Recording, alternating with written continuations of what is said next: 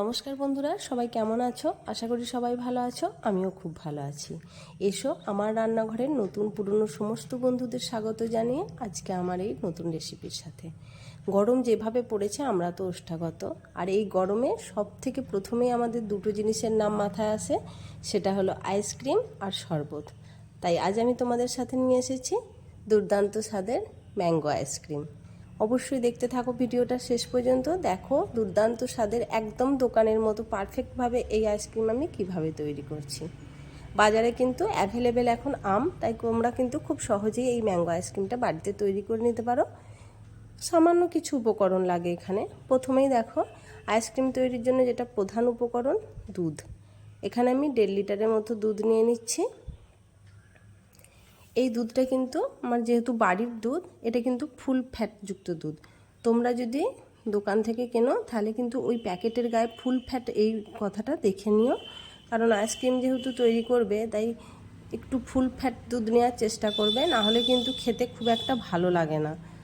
এখন দুধটাকে খুব ভালো করে ফুটিয়ে ফুটিয়ে আমি কিন্তু ঘন করে নেব। এই ধরো 3 ভাগ দুধের আমি 2 ভাগ ঘন করে নেব, 1 ভাগ নিয়ে আসবো। দুধটা কিন্তু খুব ভালো করে ঘন করে নিতে হবে। বাড়িতে যদি তোমরা এইভাবে আইসক্রিম তৈরি করো, খেয়ে দেখো, অসাধারণ লাগে খেতে। দেখছো দুধটা কিন্তু অনেকটাই আমার ঘন হয়ে গেছে। এবারে দেখো এই ঘন করে নেওয়া দুধটা আমি ঠান্ডা হওয়ার জন্য একটু রেখে দেব। দুধটা দেখছো কতটা ঘন হয়ে গেছে, আমি এখানে দেখাচ্ছি। দেখো পুরো ক্ষীরের মতন তৈরি করে নিয়েছি। এখন এটা একটু ঠান্ডা হতে রেখে দেব। এখন দেখো আইসক্রিমটা আমি বাকি প্রসেসগুলো করে নিচ্ছি। এখানে আমি নিয়েছি 3টে আম।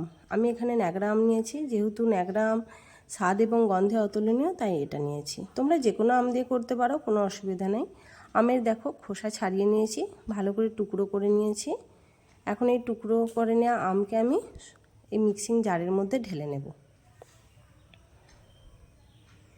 যদি তোমাদের আমার এই আইসক্রিমের রেসিপি ভালো লাগে তাহলে অবশ্যই বলবো আমার চ্যানেলটা সাবস্ক্রাইব করে আমার পাশে থেকো বন্ধুরা। লাইক কমেন্ট শেয়ার করো, আমার খুব ভালো লাগবে। এখন দেখো এর মধ্যে আমি দিয়ে দিচ্ছি 1 কাপ পরিমাণ কনডেন্স মিল্ক। কনডেন্স মিল্কটা কিন্তু দেওয়ার চেষ্টা করবে, তার কারণ এটা দিলে কি হয়, আইসক্রিম একদম দোকানের মতন পারফেক্ট খেতে লাগবে। এখন আমি এর মধ্যে দিয়ে দিচ্ছি ওই যে ঘন করে রেখেছিলাম দুধটা, সেটা সবটা দিলাম না, অল্প করে দিলাম। তার কারণ সমস্ত যে পরিমাণ আমার আইসক্রিম তৈরি হবে সমস্তটা কিন্তু আমি একবারে মিক্সির জারের মধ্যে দিয়ে পারবো না, তাই দুবার ধরে আমি এটা করে নিয়েছি। এখন দেখো এটা পেস্ট করে নিয়েছি। এখন দেখাচ্ছি এটা কেমন হয়েছে। এখনই দেখছো না কত সুন্দর দেখতে লাগছে। এখন দেখো এটা আমি একটা পাত্রের মধ্যে ঢেলে নিচ্ছি। যেই পাত্রের মধ্যে আমি আইসক্রিমটা জমাবো তার মধ্যে ঢেলে নিচ্ছি।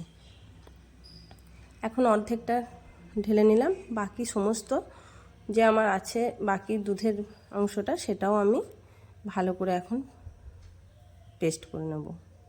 দেখছো সমস্তটাই আমার তৈরি করা হয়ে গেছে। এখন উপর থেকে একটা সিলভার ফয়েল ভালো করে দিয়ে দিলাম। এখন এটা আমি ফ্রিজে রেখে দেবো 12 থেকে 14 ঘন্টার জন্য। ডিপ ফ্রিজে রাখতে হবে। আর হ্যাঁ, এখানে যেহেতু দেখলে আমি কনডেন্স মিল্ক দিয়েছি তাই চিনি ইউজ করিনি। তোমরা কিন্তু যদি মিষ্টি বেশি খাও তাহলে কনডেন্স মিল্ক দেওয়ার সাথে সাথেও একটু চিনিও দেবে। এখন দেখো 12 থেকে 14 ঘন্টা পর আইসক্রিমটা আমি বের করে নিয়ে এসেছি। কিছুটা বেশ বরফ বরফ হয়ে গেছে। একটা বড় পাত্রের মধ্যে এটা ঢেলে নিচ্ছি। এইখানের কাজটা দেখো, এখানে কিন্তু আমি এবারে একটু ইলেকট্রিক বিটারের সাহায্যে বিট করে নেব। বিটার দিয়ে বিট করলে কি হয়, একদম পারফেক্ট দোকানের মতোই আইসক্রিমটা খেতে হবে। এর সাথে আমি আরও কিছু ফ্রেশ ক্রিম ইউজ করব, যার কারণে একদমই দোকানের মতো তৈরি হবে আইসক্রিমটা। আর তোমাদের যাদের কাছে বলছি যে ইলেকট্রিক বিটার হয়তো নেই, তোমরা ভাবছো তাহলে হয়তো এরকমভাবে তৈরি করতে পারবো না, না একদমই না। তোমরা ওই মিক্সার গ্রাইন্ডারের মধ্যে দিয়েই করতে পারো, কিন্তু একদম লো স্পিডে একটু বন্ধ রেখে রেখে করবে। তার কারণ যদি একবারই হাই স্পিডে অনেকক্ষণ ধরে ঘোরাও, সেক্ষেত্রে কি হয়, এই মিক্সচারটা কিন্তু গরম হয়ে যায়, তাহলে কিন্তু আবার আইসক্রিমের ঠিকঠাক তৈরি হবে না। তাই অবশ্যই করে একদম লো স্পিডে দিয়ে করবে। আমি এটা বিটারে করছি 15 থেকে 20 মিনিট, তোমাদের সেক্ষেত্রে হয়তো আরও একটু টাইমটা বেশি লাগবে। এখন দেখো এর মধ্যে দিয়ে দিলাম 1 কাপের মতো ফেস ক্রিম। আমি আমুলের ফেস ক্রিমটা ইউজ করেছি।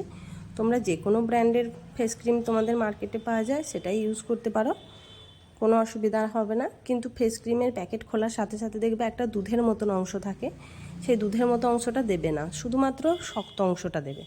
দুধের মতো অংশটা একটু আলাদা করে নেবে। এখন দেখো খুব ভালো করে কিন্তু আরও 5 থেকে 7 মিনিট আমি এটা বিট করে নেব।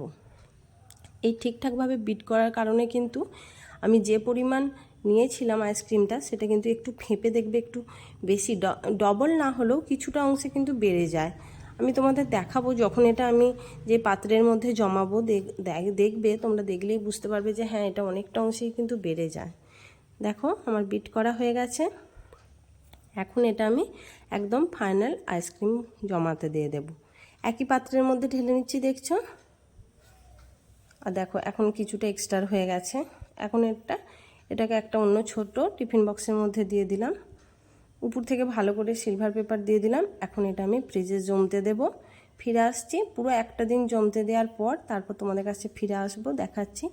অবশ্যই করে বলবো যদি ভালো লাগে আমার চ্যানেলটা অবশ্যই করে কিন্তু সাবস্ক্রাইব করে আমার পাশে থেকো, লাইক কমেন্ট শেয়ার করো সুন্দর সুন্দর রেসিপি পাওয়ার জন্য। এখন দেখো আইসক্রিম কিন্তু একদম পারফেক্ট তৈরি হয়ে গেছে। অবশ্যই করে একটা স্কুপ তো তুলে দেখাবই। দেখছো কতটা ক্রিমি হয়েছে আইসক্রিমটা। অবশ্যই করে আম থাকতে থাকতেই একবার হলেও বাড়িতে তৈরি করে দেখো এই ম্যাঙ্গো ফ্লেভারের আইসক্রিম। আজকের মতো এখানেই